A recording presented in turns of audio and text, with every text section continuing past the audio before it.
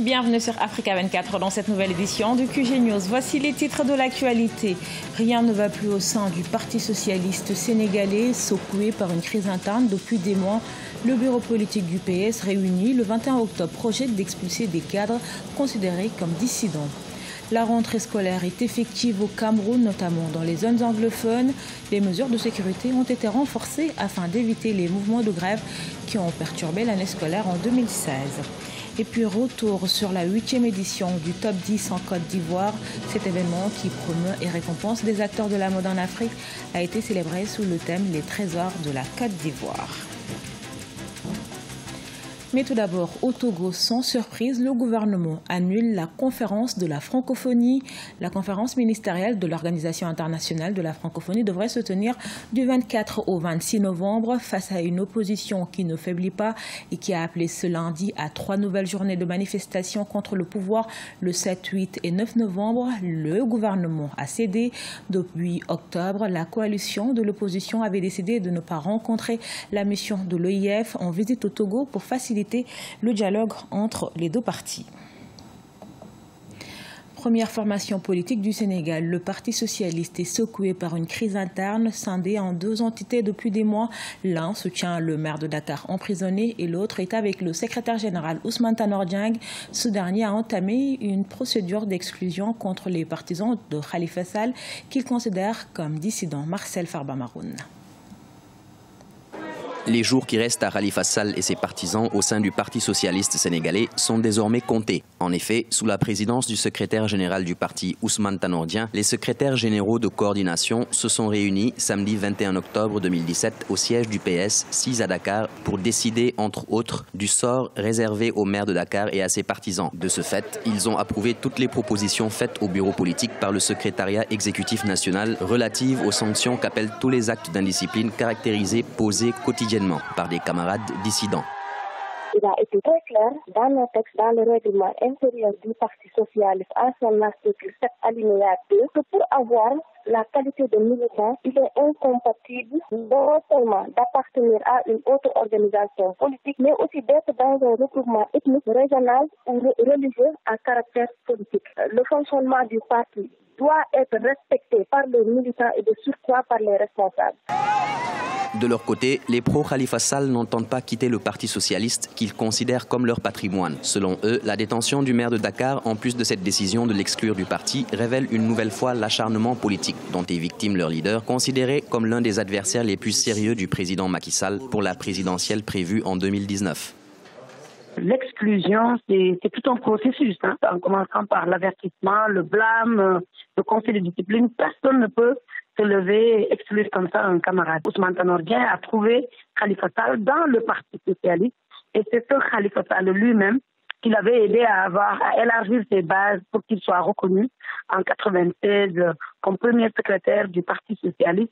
De deux, c'est très très méchant de leur part parce que Khalifa Sall est un otage politique, il est en prison, détenu injustement.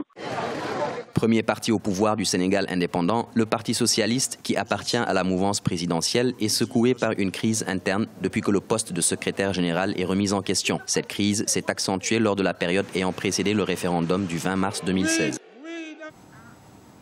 20 milliards de dollars, c'est le montant des promesses de financement obtenues par le Tchad lors de la table ronde des bailleurs de fonds tenue à Paris en septembre. Une somme qui servira notamment à la réalisation du programme national de développement et redresser la situation économique difficile du Tchad. Mahamat Ramadan, Glandis Mamba. La table ronde des investisseurs organisée à Paris en septembre dernier par les autorités tchadiennes commence à porter ses fruits. Le groupe Almana du Tchad et le groupe français Duval ont signé ce lundi 23 octobre 2017 à N'Djamena un mémorandum d'entente pour financer des projets du programme national du développement initié par le gouvernement. Selon ces investisseurs, la matérialisation du partenariat entre les deux opérateurs économiques entre dans le cadre de la politique de diversification de l'économie du pays. Les réformes profondes opérées par les autorités du Tchad dans le cadre de la mise en œuvre de la vision 2030, le Tchad que nous voulons, offrent au secteur privé des grandes opportunités d'investissement au Tchad. Le mémorandum d'entente entre le groupe Almana et le groupe Duval est la matérialisation d'un partenariat privé pour participer à la mise en œuvre du plan national de développement initié par les autorités tchadiennes. Selon le gouvernement tchadien, l'implication du secteur privé dans la diversification de l'économie devient de plus en plus bénéfique pour le développement du pays. Les investissements privés contribuent à la construction d'infrastructures économiques et sociales nécessaires à l'épanouissement des populations. L'appel du secteur privé pour accompagner les efforts du gouvernement en matière de développement du Tchad a eu un long écho national et international au profit de la nation tchadienne. Il se manifeste aujourd'hui devant vous par cette union de deux grands acteurs présents à Paris et qui se retrouvent ici à N'Djamena. Je voudrais citer le groupe Almana du Tchad et le groupe Duval de France pour prendre le relais de l'État dans la construction de notre pays à travers des investissements privés jadis assurés par l'État. Rappelons que le groupe Almana du Tchad et le groupe français Duval ont envisagé par ce mémorandum de financer conjointement un complexe commercial et résidentiel à N'Djamena et la construction de plusieurs infrastructures agricoles et hydrauliques à travers le pays. Dans le reste de l'actualité, 5,2 milliards de dollars, c'est le montant qu'ont atteint les importations de produits énergétiques fin septembre 2017 au Maroc. Elles contribuent ainsi de 64,2% à la hausse des importations totales du royaume chérifien. Cette hausse s'explique notamment par l'augmentation des achats de diesel et de mazout, ainsi que du gaz, de pétrole et d'autres hydrocarbures.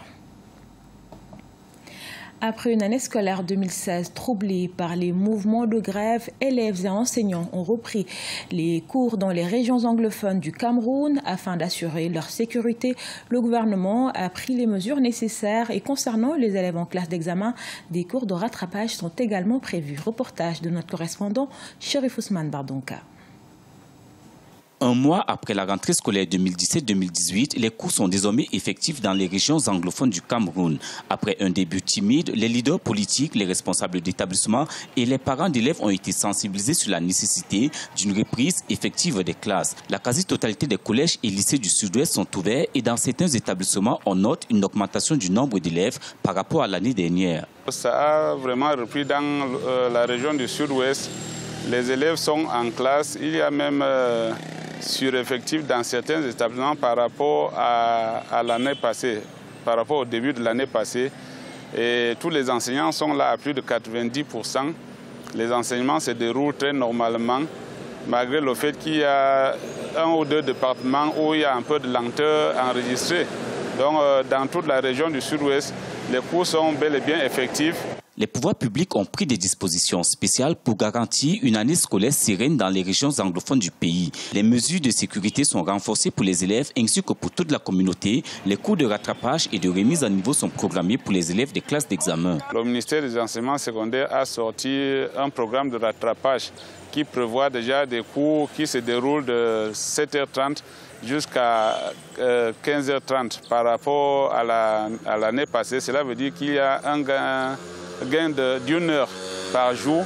Pour cela, on a aussi annulé les évaluations séquentielles qui occupaient beaucoup de temps aussi en faveur d'un examen à la fin du premier trimestre, du deuxième trimestre et du troisième trimestre. Les étudiants des régions du Sud-Ouest et du Nord-Ouest, quant à eux, reprendront le chemin des universités au mois de novembre 2017. Les établissements universitaires de la partie anglophone avaient dû prolonger leur année à l'effet de respecter le taux de couverture des programmes d'enseignement. Les acteurs de la mode africaine récompensés en Côte d'Ivoire, c'est à l'occasion de la 8e édition du Top 10. Pour cette année 2017, c'est au tour du thème Les Trésors de la Côte d'Ivoire qu'ils ont exprimé leur talent. Deogracias Podo. En dépit d'une conjoncture économique morose sur le continent, les acteurs du secteur de la mode restent déterminés à promouvoir leur talent et leur créativité. En Côte d'Ivoire, c'est à travers une plateforme dénommée le Top 10 de la mode ivoirienne qu'ils s'illustrent depuis quelques années. Il s'agit de la plus prestigieuse cérémonie de récompense dont l'objectif est d'offrir un espace de reconnaissance à tous ces acteurs en vue d'apporter leur pierre au développement socio-économique du pays. Le top 10 de la mode ivoirienne, à la base, c'est un article que j'écrivais depuis 2010, chaque fin d'année, pour retracer le bilan de toutes les activités mode auxquelles j'assistais. Et de fil en aiguille, je me suis rendu compte que chaque fin d'année, les acteurs de la mode eux-mêmes attendaient cet article-là. Alors, pour lui donner plus d'envergure, en 2014, on a décidé de le transformer en un événementiel. Et c'est de là qu'est né les top 10 de la mode ivoirienne, version événementielle, version award, version fashion, version média, version people. Le top 10 de la mode ivoirienne tente essentiellement de promouvoir le mérite. Chaque année, de nombreux trophées sont décernés aux lauréats de 10 différentes catégories, notamment celle du meilleur manager d'entreprise de mode, de la meilleure collection, de la personnalité mode de l'année, de la révélation mannequin de l'année ou encore du meilleur fashion show. La mode ivoirienne ne fait que obéir à ce que nous avons toujours pensé d'elle. C'est une mode qui se régénère. Une mode qui est, je ne me cache pas de le dire, avant-gardiste parce que la Côte d'Ivoire aujourd'hui regorge de talents, de jeunes talents et d'un foisonnement de créativité inouï. Ce trophée ce soir représente la reconnaissance d'un travail acharné. Je suis heureuse, je suis fière d'avoir ce trophée, d'avoir reçu ce trophée ce soir. La 8e édition du Top 10 a été célébrée autour du thème « Les trésors de la Côte d'Ivoire ». Au cours de cette nuit de l'excellence de l'industrie du textile et de l'habillement, un prix spécial a été décerné au père de l'indépendance de la Côte d'Ivoire, feu président Félix Houphouët-Boigny, mais également au célèbre créateur de bijoux haute couture, Michael Kra, et à l'une des plus grandes icônes du mannequinat en Afrique, Kimi Kane. Ce journal a été réalisé par l'ensemble de la rédaction. Nous vous remercions pour votre fidélité. Dans un instant, une nouvelle édition de l'actualité sur Africa 24.